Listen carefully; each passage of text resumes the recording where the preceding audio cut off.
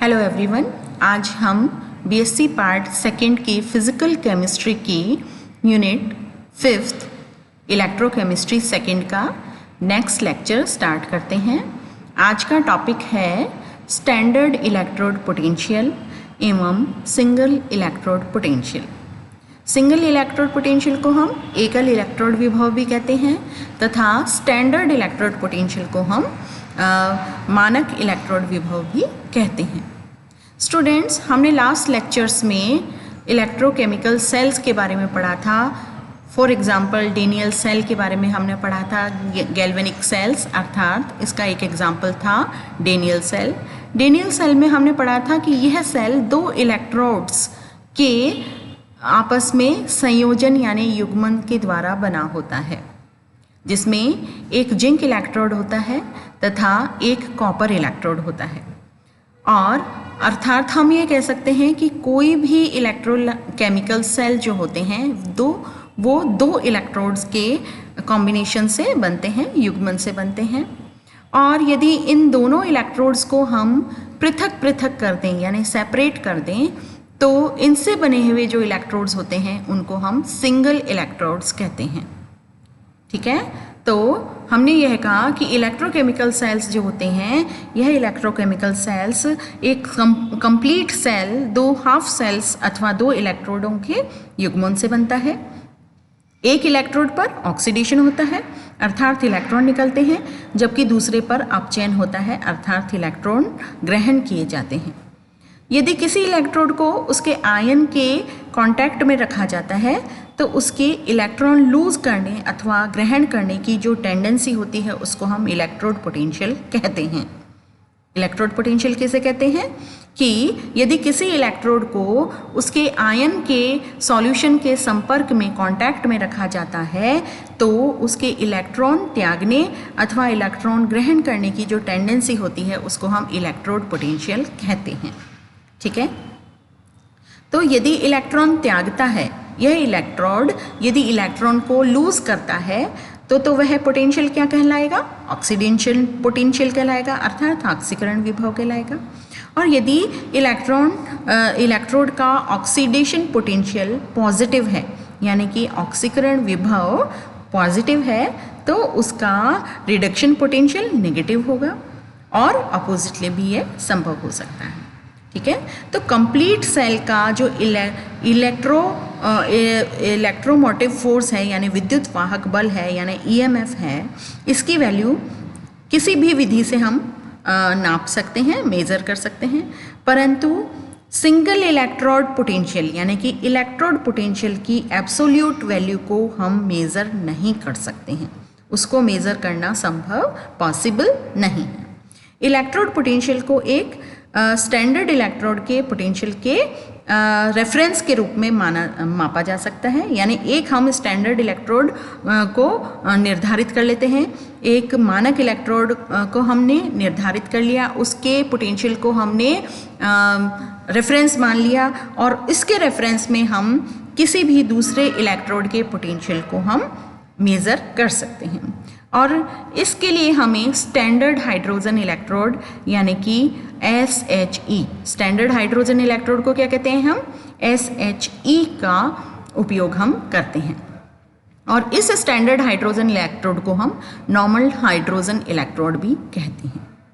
तो हमने क्या कहा कि किसी भी इलेक्ट्रोड के पोटेंशियल को यानी कि सिंगल इलेक्ट्रोड के पोटेंशियल को हम उस इलेक्ट्रोड को स्टैंडर्ड हाइड्रोजन इलेक्ट्रोड यानी कि रेफरेंस इलेक्ट्रोड के संदर्भ में हम माप सकते हैं। केवल इसकी एब्सोल्यूट वैल्यू को मापना संभव नहीं है। यहाँ देखिए, यह मेटल है, मेटल का इलेक्ट्रोड है, यह डिप है अपने आयंस के सॉल्यूशन में। और जब इस मेटल को हम जब आयंस के सॉल्यूशन में डिप करते हैं तो क्या होता है? मेटल की प्रवृत्ति होती है कि वो इलेक्ट्रॉन को लूज करके पॉजिटिव आयन बनाता है यानी M+ आयन बनाता है।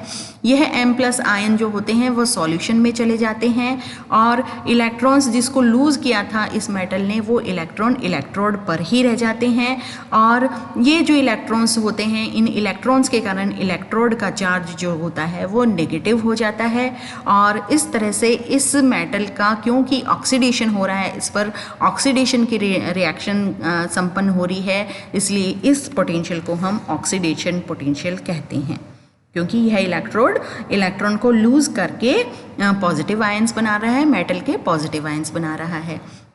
अब चूंकि सॉल्यूशन में नेगेटिव आयंस भी होते हैं और पॉजिटिव आयंस भी होते हैं, तो ये जो पॉजिटिव आयंस हैं, यह पॉजिटिव आयंस जो होते हैं वो नेगेटिव आयंस से उनके साथ में कंबाइन हो जाते हैं। तो हमने यह कहा कि यदि एक इलेक्ट्रोड MMN पॉजिटिव है और इसका इलेक्ट्रोड पोटेंशियल हमें ज्ञात करना है, तो इलेक्ट्रोड को हम स्टैंडर्ड हाइड्रोजन इलेक्ट्रोड के साथ जॉइंट कर देंगे, यानी युग्मित कर देंगे और इसका सेल बना लेते हैं। तो इस प्रकार से हमारा जो सेल का, इलेक्ट्रोड का सेल विभव है या इलेक्ट्रोड पोटेंशियल है, हम उसको ज्ञात कर लेते हैं।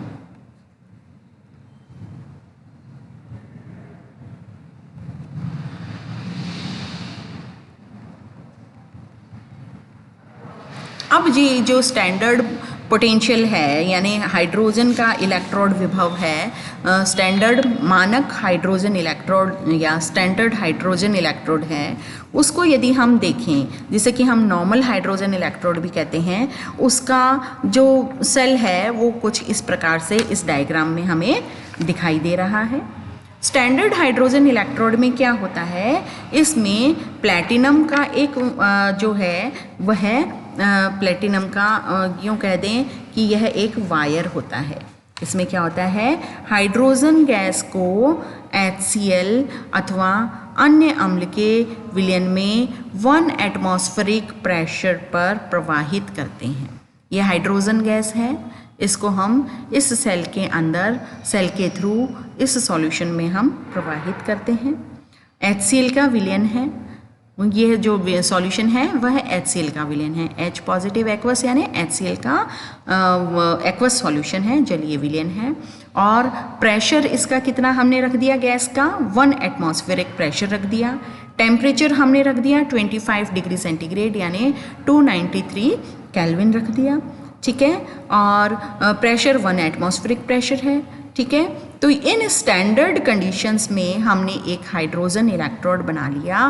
प्लैटिनम जो था, प्लैटिनम की सरफेस जो है, प्लैटिनम का एक हमने इलेक्ट्रोड बना लिया और इसको हमने कॉपर वायर के साथ जॉइंट कर दिया और इसको हमने जो है वह एक ग्लास टाइप की नली में हमने रख दिया, ठीक है, ग्लास की नली में हमने रख दिया। तो यह प्लैटिनम वायर है और यह प्लैटिनम इलेक्ट्रोड है। कॉपर वायर लो या प्लैटिनम वायर लो, कोई भी एक वायर हम ले सकते हैं। तो यहाँ प्लैटिनम वायर से हमने प्लैटिनम इलेक्ट्रोड को जोड़ दिया और इस इलेक्ट्रोड के ऊपर हमने हाइड्रोजन गैस को प्रवाहित किया। यहाँ से 1 एटमॉस्फेरिक दाब पर हाइड्रोजन गैस को पास किया, ठीक है। हाइड्रोजन गैस को जो प्लैटिनम फॉइल पर हमने पास किया है ना, तो इस प्लैटिनम फॉइल पर प्लैटिनम ब्लैक की लेयर चढ़ी हुई रहती है और यह एसिड के विलयन में डूबा रहता है, ठीक है। तो अब इस प्रकार से जो इलेक्ट्रोड बना उसको हम स्टैंडर्ड हाइड्रोजन इलेक्ट्रोड कहते हैं, यानी कि नॉर्मल हाइड्रोजन इलेक्ट्रोड या स्टैंडर्ड हाइड्रोजन इलेक्ट्रोड कहते हैं। और यहाँ देखिए हाइड्रोजन को हमने, इसका ये एक सूक्ष्म डायग्राम है यहाँ, जिसको हमने बड़ा करके यहाँ दिखाया है कि यह प्लैटिनम की सरफेस है, प्लैटिनम इलेक्ट्रोड की सरफेस है। यहाँ हाइड्रोजन गैस को हमने प्रवाहित किया, तो हाइड्रोजन गैस यहाँ इस सरफेस की कांटेक्ट में आ गए और यहाँ हाइड्रोजन गैस के जो मॉलिक्यूल्स हैं वो यहाँ आकर ब्रेक डाउन करते हैं, यानी टूट जाते हैं और टूट कर इलेक्ट्रॉन्स को रिलीज कर देते हैं, यानी इलेक्ट्रॉन्स को त्याग देते हैं। तो एक हाइड्रोजन का मॉलिक्यूल 2 इलेक्ट्रॉन को त्यागता है, ठीक है, 2 इलेक्ट्रॉन को लूज कर देता है और 2 इलेक्ट्रॉन लूज करके ये H पॉजिटिव आयन बना देते हैं। एक हाइड्रोजन का मॉलिक्यूल 2 इलेक्ट्रॉन लूज करके 2 H पॉजिटिव आयन बना देते हैं, यानी 2 प्रोटॉन बना देते हैं। और ये 2 H पॉजिटिव आयन जो हैं यहाँ इलेक्ट्रोड की सरफेस से वापस सॉल्यूशन में चले जाते हैं, ठीक है। तो इस प्रकार से सॉल्यूशन में चले गए और ये तो एक प्रक्रिया हो गई, एक रिएक्शन हो गई। दूसरी रिएक्शन में क्या होगा? दूसरी रिएक्शन में जो सॉल्यूशन में उपस्थित H पॉजिटिव आयन है, वो सॉल्यूशन में उपस्थित H पॉजिटिव आयन इन ये जो इलेक्ट्रॉन्स जो कि लूज किए हुए थे हाइड्रोजन मॉलिक्यूल के द्वारा, उन इलेक्ट्रॉन को ग्रहण कर लेते हैं, एक्सेप्ट कर लेते हैं और एक्सेप्ट करके रिड्यूस हो जाते हैं, रिडक्शन हो जाता है और हाइड्रोजन गैस का एक मॉलिक्यूल बना देते हैं। दो H पॉजिटिव आयन इलेक्ट्रोड की सरफेस के पास आए, सॉल्यूशन में से निकलकर इलेक्ट्रोड की सरफेस के पास आए, दो इलेक्ट्रॉनों को इन्होंने एक्सेप्ट किया यानी ग्रहण किया और दो इलेक्ट्रॉन को ग्रहण करके रिड्यूस हो गए यानी अपचयित हो गए और अपचयित होकर एक हाइड्रोजन गैस का मॉलिक्यूल बना दिया। ठीक है, तो इस प्रकार से दो प्रकार की रिएक्शंस जो होती है वो इस इलेक्ट्रोड की सरफेस पर होती है, एक ऑक्सीडेशन रिएक्शन और एक रिडक्शन रिएक्शन। ऑक्सीडेशन में हाइड्रोजन मॉलिक्यूल जो है वो हाइड्रोजन का जो मॉलिक्यूल है वह इलेक्ट्रोड की सरफेस पर आकर इलेक्ट्रॉन को लूज कर देता है और इलेक्ट्रॉन को लूज करके H पॉजिटिव आयन बना देता है।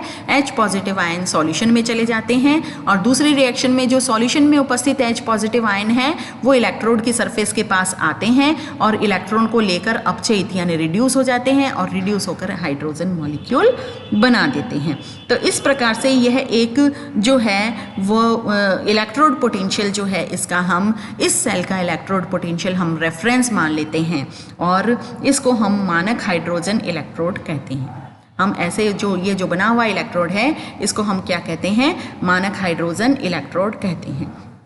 ठीक है, तो मानक हाइड्रोजन इलेक्ट्रोड जो है यानी स्टैंडर्ड हाइड्रोजन इलेक्ट्रोड है शी, जिसको SHE शी कहते हैं, मानक स्टैंडर्ड हाइड्रोजन इलेक्ट्रोड का पोटेंशियल हम इच्छा से ज़ीरो मान लेते हैं। कितना मान लेते हैं?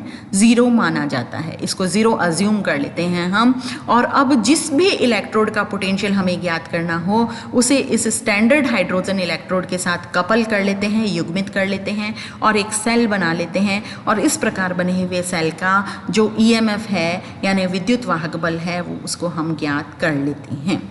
ठीक है, तो हमने यह कहा कि इस प्रकार से जो स्टैंडर्ड हाइड्रोजन इलेक्ट्रोड है उसको हम किसी भी दूसरे इलेक्ट्रोड से जिसका हमें EMF ज्ञात करना है, इलेक्ट्रोड पोटेंशियल ज्ञात करना है, सिंगल इलेक्ट्रोड पोटेंशियल ज्ञात करना है, उसको किस तरह से ज्ञात करते हैं? हम इस स्टैंडर्ड हाइड्रोजन इलेक्ट्रोड से दूसरे इलेक्ट्रोड को जॉइंट कर देते हैं, कपल कर देते हैं और कपल करके हम क्योंकि हमने स्टैंडर्ड हाइड्रोजन इलेक्ट्रोड के पोटेंशियल को तो हमने ज़ीरो माना है, तो हमें जो भी एक सेल बना दिया और उस सेल का जो पोटेंशियल प्राप्त होगा वो उस सिंगल इलेक्ट्रोड का पोटेंशियल हमें प्राप्त हो जाएगा। तो इस प्रकार से हमने स्टैंडर्ड हाइड्रोजन इलेक्ट्रोड के द्वारा जो है वो हमारी जो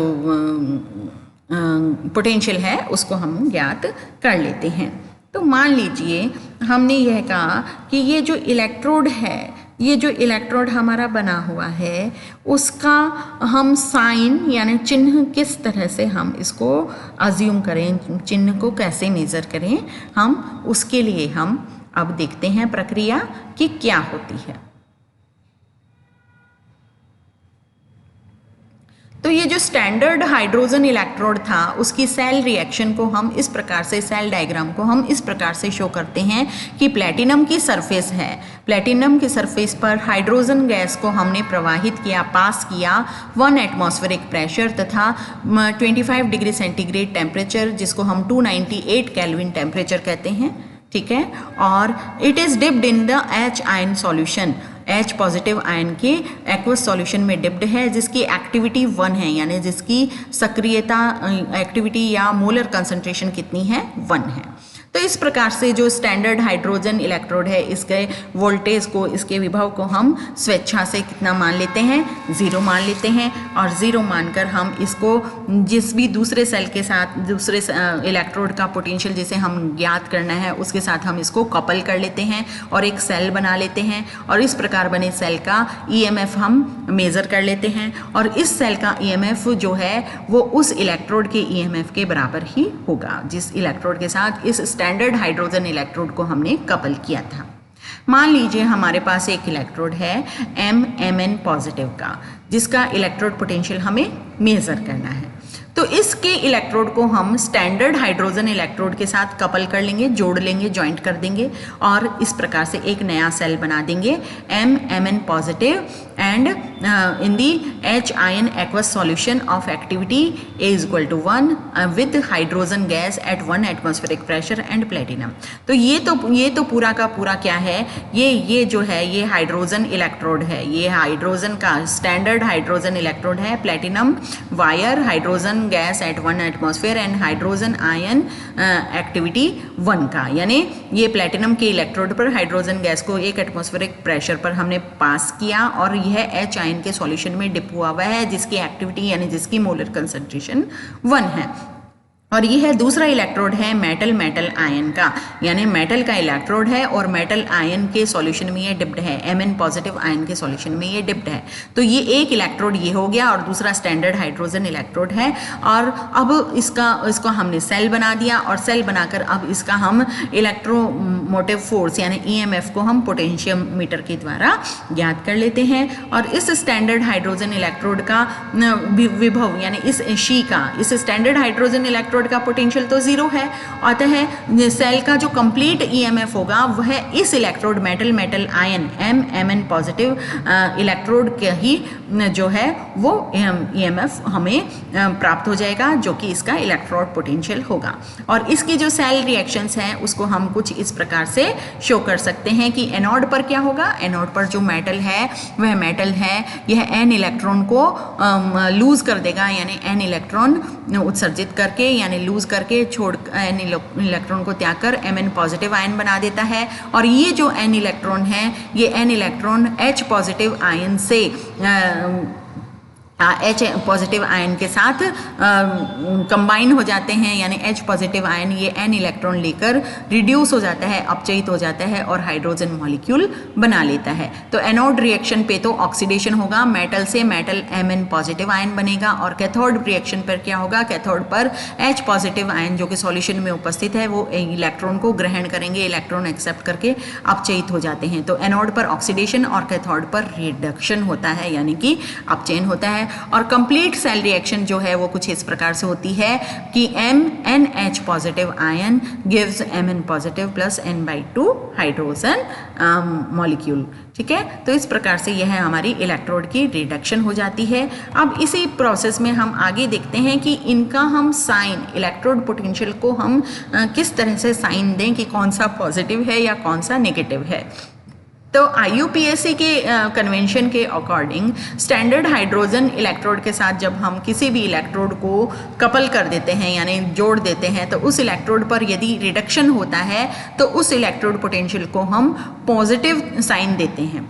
ठीक है, कि स्टैंडर्ड हाइड्रोजन इलेक्ट्रोड के साथ किसी भी इलेक्ट्रोड को कपल करने पर यदि इलेक्ट्रोड पर रिडक्शन होता है तो उस इलेक्ट्रोड पोटेंशियल को हम पॉजिटिव साइन देते हैं। और इसी प्रकार से स्टैंडर्ड हाइड्रोजन इलेक्ट्रोड के संदर्भ में यदि इलेक्ट्रोड पर ऑक्सीडेशन होता है तो हम उसको उसके इलेक्ट्रोड पोटेंशियल को नेगेटिव साइन दे देते हैं। फॉर एग्जांपल यदि हम जिंक इलेक्ट्रोड को स्टैंडर्ड हाइड्रोजन इलेक्ट्रोड के साथ कंबाइन कर एक सेल बना दें, ठीक है, तो हमने क्या किया, हमने इस सेल में मेटल इलेक्ट्रोड पर ऑक्सीडेशन अब रिएक्शन हो रही है और मेटल आयन इलेक्ट्रोड जो है वो नेगेटिव होगा। ठीक है, तो यहाँ जो ऊपर हमने जो कंबाइन किया था वो मेटल आयन इलेक्ट्रोड नेगेटिव होगा। अब हमने जिंक इलेक्ट्रोड को कंबाइन कर दिया है स्टैंडर्ड हाइड्रोजन इलेक्ट्रोड से और ये हमारा इलेक्ट्रोड डायग्राम, सेल डायग्राम ये बन गया। Zinc 2 positive and standard hydrogen electrode H positive ion activity 1 and hydrogen at 1 atmospheric pressure and platinum. तो यहाँ क्या होगा, जिंक की नेचर ज़्यादा होती है हाइड्रोजन की तुलना में इलेक्ट्रॉन को लूज करने की, इलेक्ट्रॉन को त्यागने की, तो जिंक 2 पॉजिटिव बना देगा। तो एनोड पर क्या रिएक्शन होगी, एनोड पर रिएक्शन होगी कि जो जिंक मेटल है it will change into zinc 2 positive, यानी ये ऑक्सीडाइज हो जाता है और जिंक 2 पॉजिटिव आयन बना देता है और 2 इलेक्ट्रॉन को लूज कर देता है। कैथोड पर क्या रिएक्शन होगी, कैथोड पर होगी कि ये जो 2H आयन सॉल्यूशन में उपस्थित हैं, जो H आयन सॉल्यूशन में उपस्थित हैं, ये इन इलेक्ट्रॉन्स को एक्सेप्ट कर लेते हैं। 2H आयन 2 इलेक्ट्रॉन को एक्सेप्ट करके यानी ग्रहण करके और H2 मॉलिक्यूल में रिड्यूस हो जाते हैं, यानी रिडक्शन की रिएक्शन कैथोड पर हो रही है, एनोड पर ऑक्सीडेशन की रिएक्शन हो रही है, और कंप्लीट सेल रिएक्शन जो है वो हमारी हो जाएगी zinc plus 2H ion H positive gives zinc 2 positive plus H2 molecule. तो इस प्रकार से ये जो क्योंकि एनोड पर ऑक्सीडेशन हो रहा है तो इसके इलेक्ट्रोड पोटेंशियल को हम जो है वो पॉजिटिव इलेक्ट्रोड पोटेंशियल कहते हैं। और ये डायग्राम है हमारे डेनियल सेल का। डेनियल सेल में भी हमने देखा था कि जो जिंक इलेक्ट्रोड है वह जिंक इलेक्ट्रोड जिंक सल्फेट के विलयन में डिप्ड रहता है, कॉपर इलेक्ट्रोड कॉपर सल्फेट के विलयन में डिप्ड रहता है। और इस प्रकार से जिंक की ज़्यादा नेचर होती है कि वो इलेक्ट्रॉन को लूज़ करे, तो जिंक इलेक्ट्रॉन लूज़ करके जिंक 2 पॉजिटिव बनाता है, और जो इलेक्ट्रॉन्स हैं वो इलेक्ट्रोड पर रह जाते हैं, जिंक इलेक्ट्रोड पर। यह इलेक्ट्रॉन्स जब कनेक्ट करते हैं तो ये इलेक्ट्रॉन बाहरी सर्किट में प्रवाहित होकर वोल्टामीटर से ज्वाइन करने के बाद बाहरी सर्किट में प्रवाहित होकर कॉपर पर आ जाते हैं। कॉपर पर इलेक्ट्रॉन आ जाते हैं तो कॉपर आयन जो कि सॉल्यूशन में है उपस्थित है, यह इन इलेक्ट्रॉन को लेकर रिड्यूस हो जाते हैं। तो इस प्रकार से ये रिएक्शन डेनियल सेल की रिएक्शन है। तो हमने आज यह पढ़ा कि सिंगल इलेक्ट्रोड पोटेंशियल क्या होता है, यानी कि एकल इलेक्ट्रोड विभव क्या होता है, और हमने जो टोटल जो हमारा जो डेनियल सेल है, इस डेनियल सेल में हमने ये रिएक्शन देखी।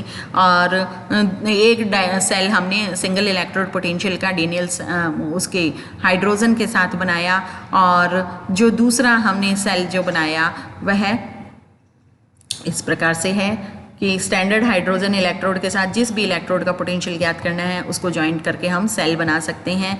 और यदि हम एक अन्य सेल दूसरा सेल बना दें hydrogen electrode standard hydrogen electrode के साथ कॉपर इलेक्ट्रोड को यदि हम ज्वाइंट कर दें, तो कॉपर का यदि हमें इलेक्ट्रोड पोटेंशियल ज्ञात करना है कॉपर इलेक्ट्रोड का, तो हम इस कॉपर इलेक्ट्रोड को स्टैंडर्ड हाइड्रोजन इलेक्ट्रोड के साथ हम यदि इसको ज्वाइंट कर दें तो किस प्रकार की हमें रिएक्शंस प्राप्त होंगी। क्योंकि कॉपर की जो टेंडेंसी है हाइड्रोजन की तुलना में ज़्यादा इलेक्ट्रॉन लूज करने की नहीं है, हाइड्रोजन की टेंडेंसी कॉपर की तुलना में इलेक्ट्रॉन लूज करने की ज़्यादा टेंडेंसी होती है। यानी हाइड्रोजन जो है यह क्या करेगा, यह एनोड पर हाइड्रोजन जो है यह इलेक्ट्रॉन लूज करके H पॉजिटिव आयन बना देगा, और यह जो इलेक्ट्रॉन है ये इलेक्ट्रॉन कॉपर 2 पॉजिटिव जो कि आयंस में सॉल्यूशन में उपस्थित है, ये कॉपर 2 पॉजिटिव आयन ये इलेक्ट्रॉन्स को ग्रहण करके कॉपर में रिड्यूस हो जाते हैं, यानी कॉपर में अपचयित हो जाते हैं। तो एनोड की क्या रिएक्शन हुई, एनोड पर हाइड्रोजन गैस जो है हाइड्रोजन गैस का जो मॉलिक्यूल है